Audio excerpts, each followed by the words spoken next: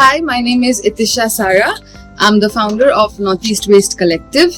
We are here in Sangti and this is our makeshift material recovery facility. So to give you a background of how our journey in Sangti started. So it was 2018 when I first came to Sangti to help a friend who was organizing a summer camp for the kids of Assam Valley School.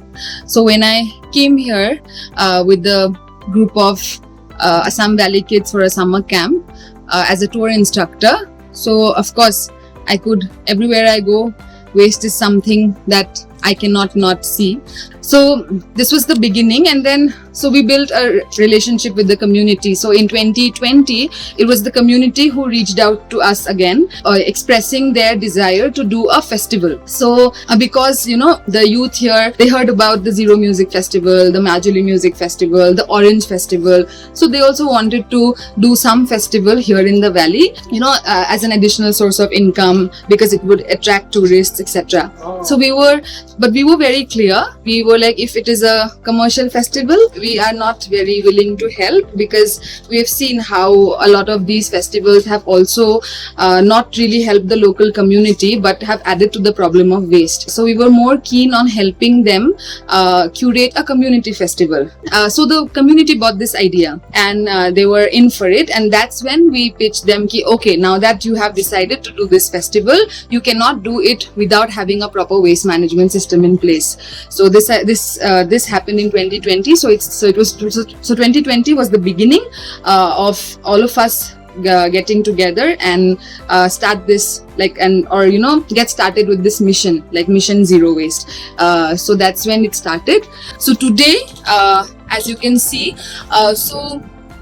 in Sangti, what we have achieved so far is that segregation, every household segregates its waste into wet and dry, and then the dry waste comes to the MRF. So, and how all of this is happening is with the help of the community. So what we are trying to co-design with the community here is a community-led waste management model. So government funds are very limited. Swachh Bharat Mission Gramin funds are very, very limited, and CSR funds don't really reach here. So in such a scenario where, waste is only growing in communities like this, because there's also a push for tourism by the government, but there is no parallel initiative taken to handle the waste. So that's why what we are trying to do is co-design a community-led waste management system. So as part of that, we have the community who's segregating its waste at source, wet and dry. Then we have the community-led collection model. So the collection happens with the help of community members who lend their vehicles and also their time in bringing the waste from the village to this center. We also get supported, so we have also tried to build convergence with the institutions that are already existing in this village in order to minimize the external support, our dependency on external support. So we have Regional Sheep Breeding Farm who helps us by lending their vehicle and the driver whenever we needed to collect waste from the village. So then all the waste, the dry waste, comes to this center, and as you can see, it gets segregated into these several categories. So we have more than 100 self-help group women associated with us. So they do the secondary segregation here. So you can see we have hard plastics, we have aluminum cans, soft plastics, tin, PET, paper, cardboard, shoes, multi-layered plastic, Tetra Pak, fabric, and we have some more categories. So all the categories that you see here, we are able to channelize it for recycling. Where we are seeing is shoes, multi-layered plastic, Tetra Pak, fabric, and torn sacks. If the center was in Guwahati, probably all of it we would have been able to channelize for recycling, but because it is so remote, the local scrap dealers here do not take these items.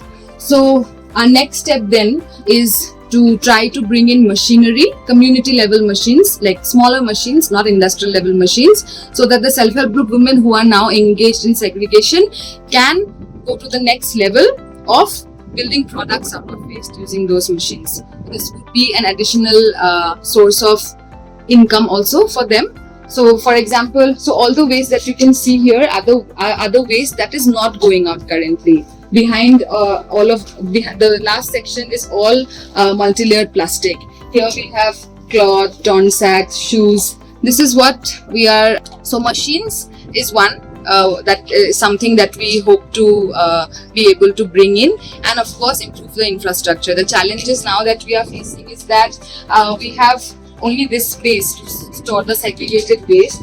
The unsegregated waste, as you can see, since we don't have a proper storage space, we have to store it in the open, and then it gets wet.